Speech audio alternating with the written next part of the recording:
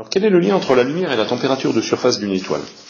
Pour le comprendre, il faut s'appuyer sur le cours précédent, sur le cours sur les sources d'origine thermique.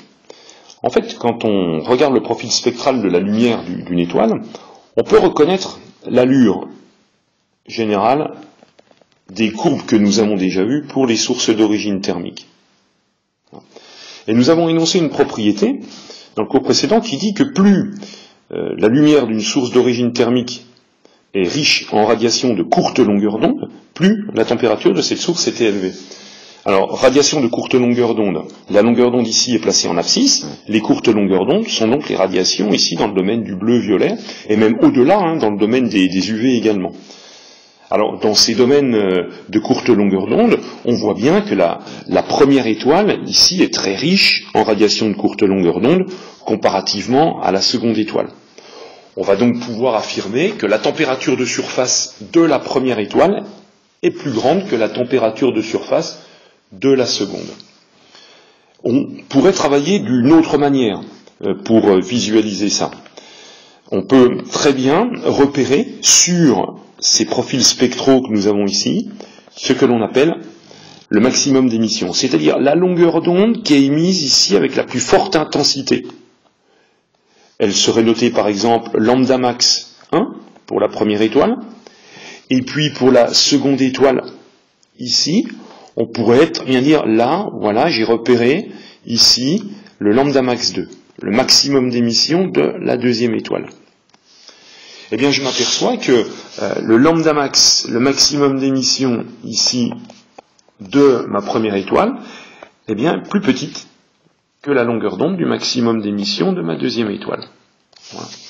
Et en s'appuyant toujours sur la propriété qui dit que plus la température d'une source est élevée, plus son spectre est riche en radiation de courte longueur d'onde, je peux dire que comme le lambda max 1 de la première étoile est plus petit que le lambda max 2 de la deuxième, eh bien, je peux dire que T1, la température de la première, est plus grande que la température de la deuxième étoile.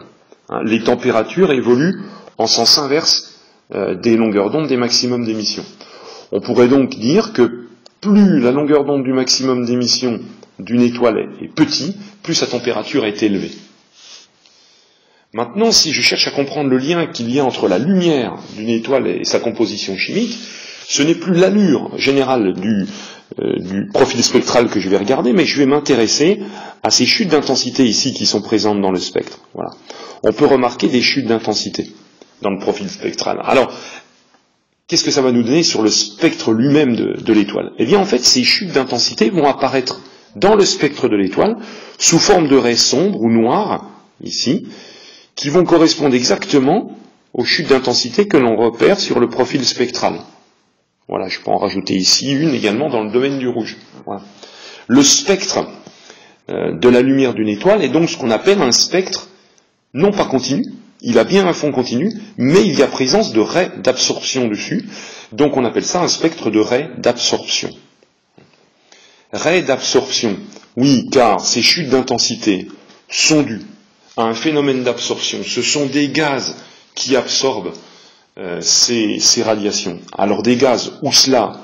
Eh bien, si on étudie un petit peu la situation où on voit la Terre ici en face d'une étoile, eh bien, la lumière qui est produite au cœur de l'étoile est une lumière qui correspond bien à celle d'une source d'origine thermique.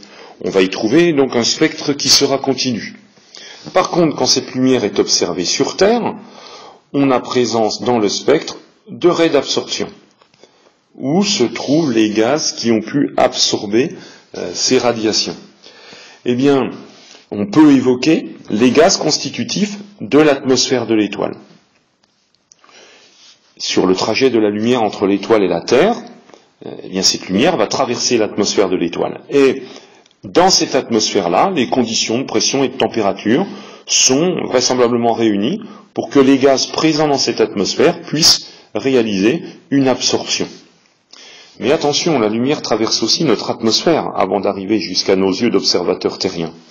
Ça veut dire que des gaz sont également présents dans notre atmosphère et vont pouvoir ici, réaliser ce qu'on appelle une absorption.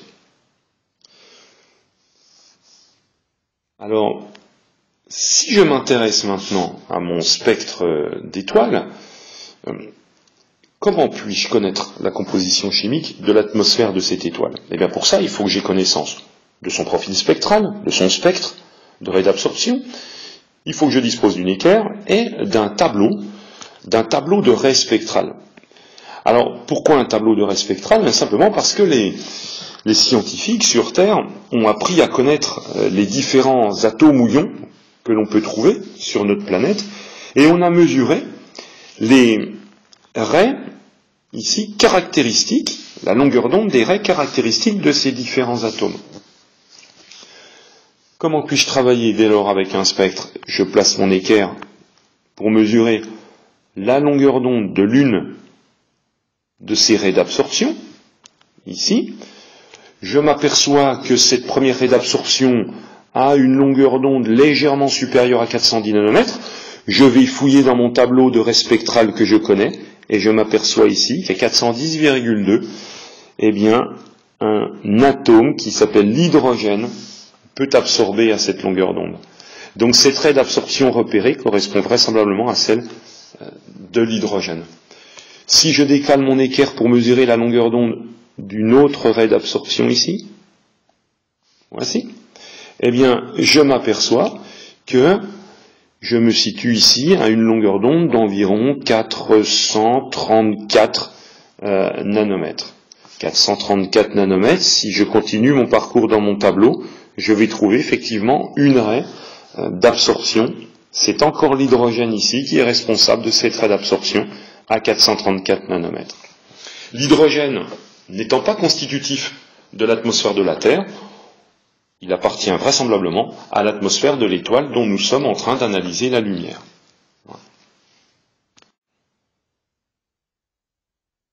Dans ce travail, il faut quand même bien avoir conscience que nous venons de dire que les humains connaissaient les différentes raies d'émission ici des atomes ou ions présents sur Terre, et que l'on s'en servait pour déterminer la composition d'une étoile en mesurant la longueur d'onde de raie d'absorption.